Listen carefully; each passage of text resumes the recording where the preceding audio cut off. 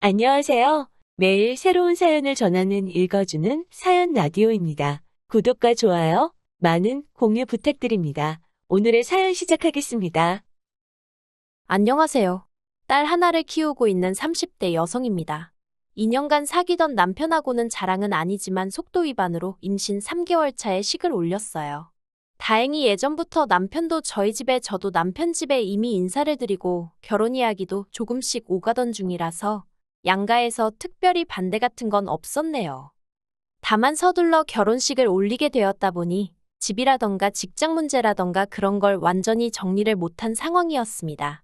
그래서 저는 친정에서, 남편은 시댁에서 떨어져 지내다가 지난 가을에 지금 살고 있는 아파트에 들어오게 되었지요. 시댁은 어머님과 신우, 그리고 남편까지 세 식구예요. 건설 현장에서 일하시던 아버님은 남편과 제가 사귀기 시작하고 얼마 되지 않았을 때 사고로 돌아가셨거든요. 이후로 신우와 남편이 회사 생활하면서 어머님 생활비를 대드리는 중이었고, 저희 결혼할 때도 시댁의 재산이랄 게 솔직히 딱히 없어서 처음부터 기대치도 없었네요. 솔직히 집안 환경만 두고 보자면 소위 요즘 젊은 여자들, 그러니까 제 또래들이 시집가길 선호하는 집안은 아니잖아요.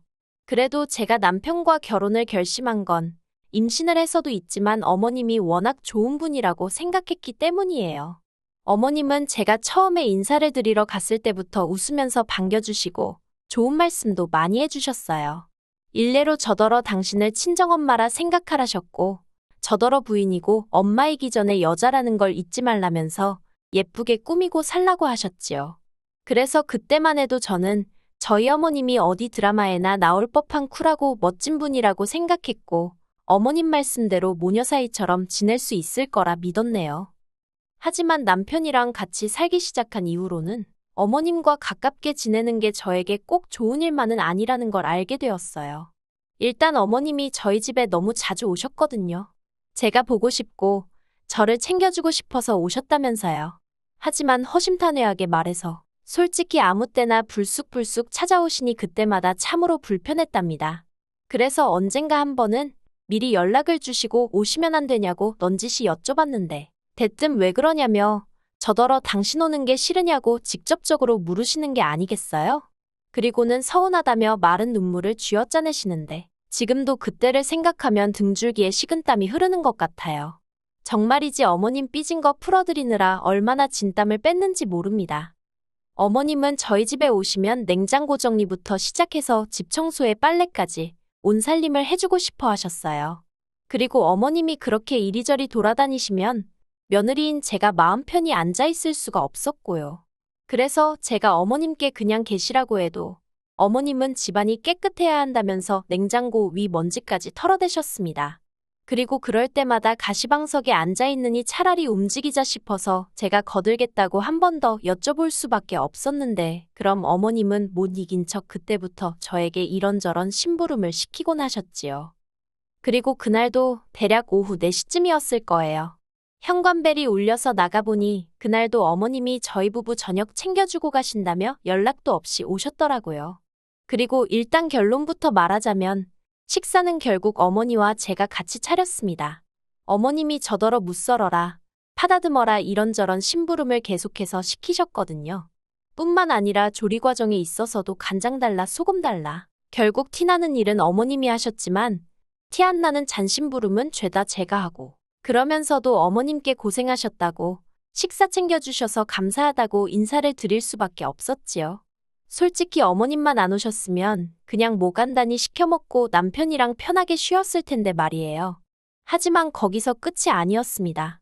식사를 마치고 시간이 늦어지는데도 어머님은 거실에서 TV만 보고 계셨지 도통 집에 가실 생각을 안 하시는 눈치였어요. 참고로 어머님 댁은 저희 집에서 차로 40분 정도 걸렸고 어머님은 직접 운전해서 오신 상황이었으니 교통편은 아무 문제가 아니었네요. 결국 제가 먼저 이제 슬슬 가셔야 하지 않겠냐고, 더 늦어지면 어두워서 운전하기 힘드실 것 같다고 조심스레 애둘러 말씀을 드렸습니다. 그러자 어머님이 당신이 너무 피곤해서 그렇다며 오늘은 그냥 주무시고 가신다대요. 그리고 새벽 1시쯤이었습니다. 한참을 뒤척이다 힘들게 잠에 들었는데 그나마도 얼마 못 가 목이 말라 잠에서 깨게 되었지요. 그런데 방문 밖에서 무슨 소리가 들리대요. 겁이 나서 남편을 흔들어 깨웠습니다. 그러자 잠에서 깬 남편이 투덜거리면서 밖으로 나가보더라고요. 그리고 이내 남편의 신경질적인 목소리를 듣게 되었습니다. 저도 깜짝 놀라서 무슨 일인가 싶어 밖으로 나갔더니 세상에 어머님이 김치를 담그고 계신 게 아니겠어요. 비록 5포기밖에 안 되긴 했지만요. 아무튼 남편이 어이가 없다는 표정으로 어머님께 이 시간에 도대체 뭐 하시는 거냐 묻대요. 그런데 어머님이 하시는 대답이 정말 황당했어요. 지난번에 냉장고를 보니 김치가 하나도 없더라며 저더러 살림을 하는 거냐 마는 거냐 호통을 치셨거든요. 그런데 저 그때 만삭이었어요. 그리고 저도 남편도 김치 없으면 밥을 못 먹는 사람들도 아니었고요. 하지만 제가 이런 변명을 하기도 전에 어머님께선 아무튼 잘 됐다며 저더러 기왕 일어났으니 당신 옆에서 김장을 좀 도우라대요. 황당해서 남편을 쳐다봤더니 남편도 어이가 없었는지 어머님을 잠깐 멍하니 쳐다보고 있었습니다. 그러더니 어머님께 이내 만삭인 며느리한테 이 시간에 뭘 시키냐고 어머니도 그냥 그만하시고 들어가서 잠이나 주무시라 한마디 하대요. 저한테도 방에 들어가 마저 자라 했고요. 그리고 돌이켜 생각해보면 그때부터 어머님이 저에게 안 좋은 감정을 갖고 계셨나 싶습니다. 그런데 저도 할 말이 있는 게 저희 어머님 성격이 좀 유별나세요. 일단 상대방의 뜻과는 상관없이 당신 하고 싶은 대로 하시는 경향이 있지요. 당신은 아기가 없었다. 그냥 하고 싶어서 하는 거다 뭐 그렇게 말씀은 하시는데요. 솔직히 제 입장에선 부담스러웠던 적이 한두 번이 아닙니다. 그래도 번번이 어머님 눈치 보느라 싫다 좋다 소리 한번 제대로 한 적이 없었는데 그 김장 사건으로 제가 완전히 어머님 눈밖에 나게 된 거지요. 그러다 얼마 전 어머님이 제 뒤통수를 진짜 세게 때리셨어요. 어디서부터 어떻게 말해야 할까 싶은데 발단은 올해 초 아버님 제사였습니다. 결혼식을 앞두고 앞으로 챙겨야 할 경조사들을 확인하면서 남편에게 제사는 어떻게 하냐고 물어본 적이 있어요. 그때 남편이 하는 말이 원래는 있었는데 어머님이 없애셨다고 하더라고요. 그런데 올해 초 어머님이 연초니까 가족끼리 식사라도 해야 하지 않겠냐는 이유로 신우까지 데리고 저희 집을 찾아오셨어요. 그리고는 다 모인 자리에서 아버님 제사 이야기를 꺼내시대요. 근데 그게 이제 앞으로 제사를 해야겠다. 뭐 그런 게 아니라 정말 말 그대로 대뜸 자식들이라는 게 지애비 제사 지낼 생각이나 있긴 한 거냐며 한마디로 시작부터 언성을 높이시며 화를 내시더라고요. 특히 저더러 며느리가 돼서는 그런 것도 하나 제대로 챙길 생각을 안 하냐고 타박을 하셨어요. 그러자 남편도 왜 며느리한테 성질이냐면서 어머님한테 지지 않고 할 말을 다 하대요. 정말이지 난장판도 그런 난장판이 따로 없었습니다. 결국 식사는 고사하고 어머님이 신우랑 그대로 다시 집으로 돌아가셨어요. 이후로 저는 저대로 눈치가 보여서 전화도 가끔 드리면서 말 조심하고 그랬고요. 그런데 지난달 초에 어머님하고 통화를 하는데 다음 주에 서울 가신다고 하시는 거예요. 보통 저희 집에 오실 땐 너네 집 간다 하지 서울 간다고 안 하시기에 서울 어디 가시냐고 물었습니다. 그러니까 하시는 말씀이 강남 어디 고급주택에서 일하는 사람을 구하더라며 거기 상주도우미로 가기로 하셨다대요.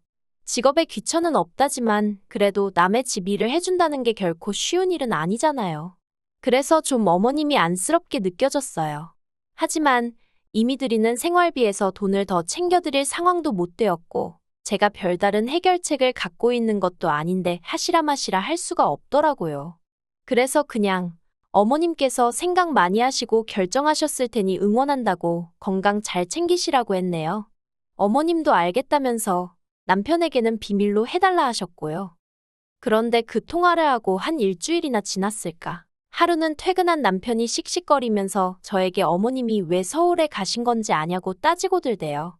어머님이 비밀로 해달라고 하셨으니까 저는 저대로 약속을 지키기 위해서 잘 모르겠다고 시치미를 뗐고요. 그런데 남편이 눈을 정말 희번덕거리면서 어머님께 다 들었답니다. 그리고는 저더러 어떻게 그럴 수가 있냐는 거예요. 시어머니가 남의 집 식모살이 하러 가는데 어떻게 그걸 안 말릴 수가 있냐고요. 알고 보니까 어머님은 남의 집에 가신 일도 없으셨어요. 그냥 제가 어떻게 나올지 궁금해서 저를 한번 떠보신 거라대요. 그러면서 어머님은 제가 가지 마시라고 잡을 줄 알았는데 그러질 않아서 크게 실망하셨다나요. 뿐만 아니라 남편한테 당신처럼 살림 다 해주고 며느리 모시고 사는 시애미가 어딨냐면서 그런데도 저는 고마운 줄을 모른다고, 이제 보니 인성이 덜 된 것 같다고. 정말 별의별 소리를 다 하셨더군요. 듣고 있자니 어찌나 억울하던지 도저히 가만히 있을 수가 없었습니다. 그래서 어머님이 한두 살 먹은 어린애도 아니고 결정 다 내리고 진지하게 말씀하시는데 그걸 내가 무슨 수로, 무슨 권리로 이래라 저래라 하겠냐고 따졌어요. 게다가 어머님이 먼저 당신한테 비밀로 해달라고 한 거고, 집안일도 내가 언제 해달라고 했냐. 나야말로 어머님이 이래저래 내 살림 들쑤시고 다니면서 나는 나대로 고생시키고 그러면서도 생색내시는 거 불편해 죽겠다고. 그간 마음속에 맺힌 말을 마구 쏟아냈지요. 그랬더니 남편도 아차 싶었는지 아니면 뭔가 깨닫기라도 한 건지 어머님이 전화에다 대고 제 욕을 하도 하시니까 자기도 짜증이 나서 순간 욱했다며 미안하다고 한 번만 그냥 넘어가 달라대요. 하지만 어머님의 본색을 알고 나니 마음이 도통 풀리지가 않더라고요. 그래서 친정어머니께 전화를 했어요. 행여 친정어머니가 걱정하실까봐 미주알고주알 말은 안 하고 그냥 어머님이 요새 말을 좀 섭섭하게 하신다며 운을 띄웠지요. 그런데 친정어머니가 기다렸다는 듯이 크게 화를 내시는 거예요. 보통은 오히려 먼저 저더러 그래도 시어머니가 어른이니 이해하란 식으로 말씀하시는 분이신데 말이에요.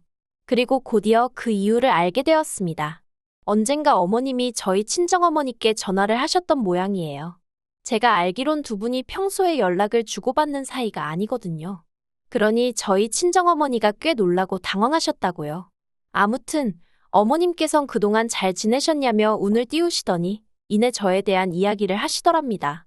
집안도 맨날 어지럽혀져 있고 음식 솜씨도 없는 것 같다.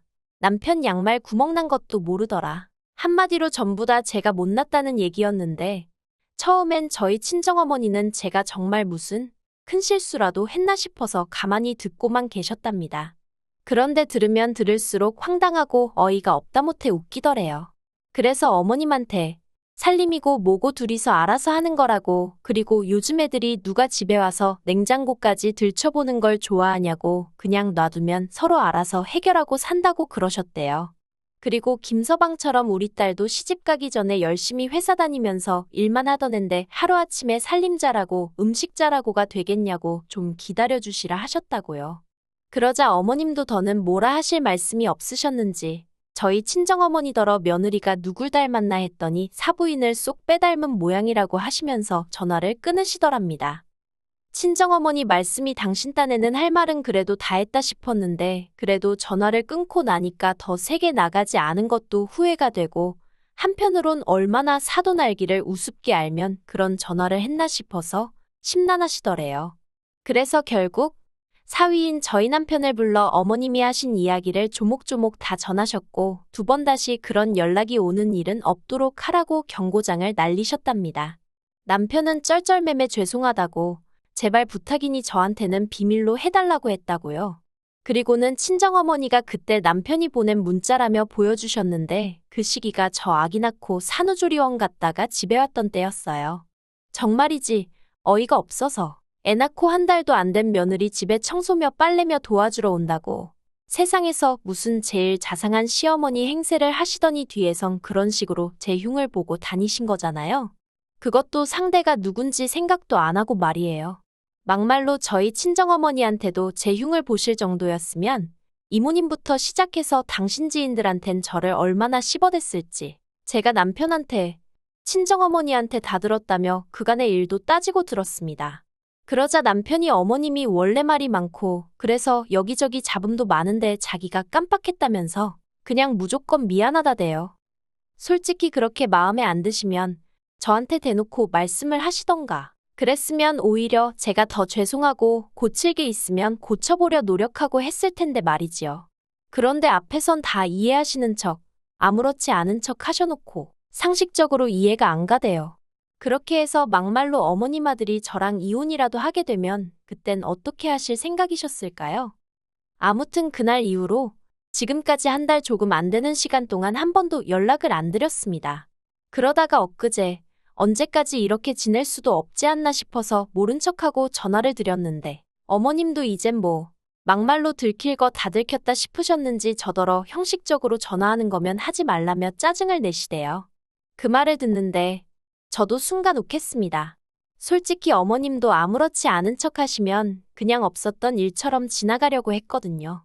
까놓고 제가 어머님하고 친정어머니 모셔놓고 삼자대면이라도 하겠어요? 아니면 제가 뭐 맞냐 틀리냐 따지고 들기를 했겠어요. 그런데 어머님은 미안한 기색도 없으시지. 어떻게 상황을 나아지게 하려는 시도도 없으시지. 한마디로 희망이 안 보이더라고요.